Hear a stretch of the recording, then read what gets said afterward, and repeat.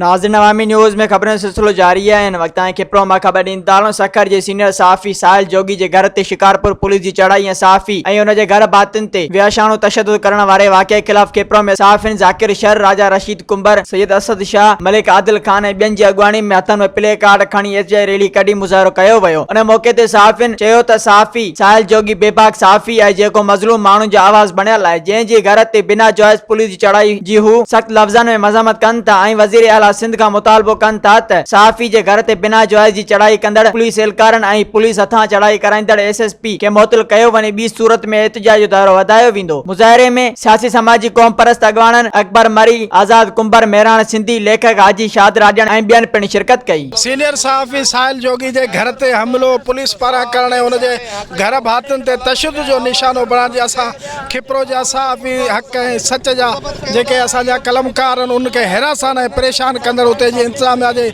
सख़्त लफ़्ज़नि में मुज़म्मत कंदे सरकार खां घुरदा करियूं त सहाफ़ी साहिल जोगी जे घर भातियुनि ऐं संस खे तोहफ़ो फराहम कयो वञे। सीनियर सहाफ़ी जेको साहिल जोगी है उन घर ते चढ़ाई या पुलिस जी दहशतगर्दी है। पुलिस कंहिंजी वंगार वहे पई।